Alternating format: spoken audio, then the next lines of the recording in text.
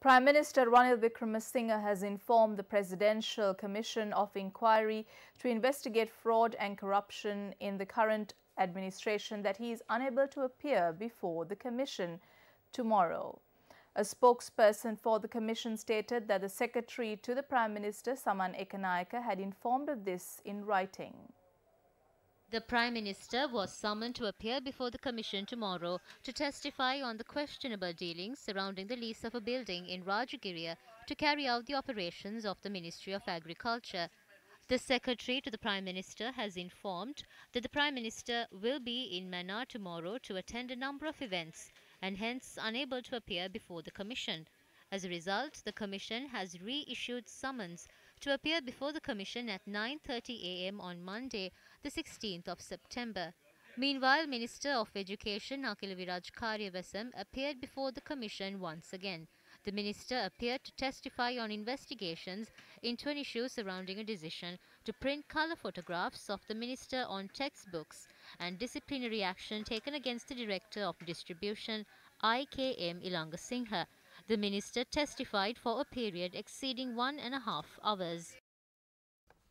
Reports have surfaced that although Prime Minister Ranil Wickremesinghe had been summoned to appear before the Presidential Commission of Inquiry probing fraud and corruption at state institutions over the past 4 years, he is unable to do so now. He was scheduled to appear tomorrow at 9:30 a.m. at the Commission.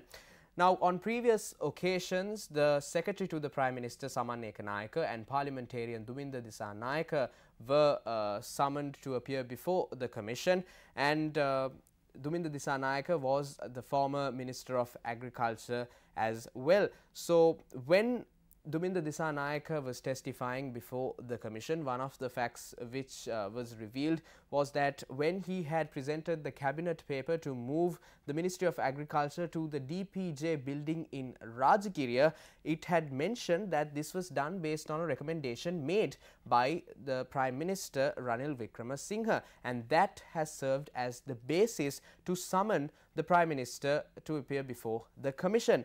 Further, when the Secretary to the Prime Minister, Saman Ekanayake, had appeared before the Commission and when he was being questioned, the Commission had pointed out that although the government had estimated that the rent of this DPJ building in Rajagiriya was 13.5 million rupees rather, in actual fact, 21.5 million rupees had been paid to acquire the building, and the building had also been unused for a period of 1.5 years after being acquired, and the entire period of time the rent was being paid. Further, 466 million rupees had been allocated or spent to furnish the building or to acquire several equipment for the building, and another excess of 50 million rupees had been allocated to sign rent agreements relating to this DPJ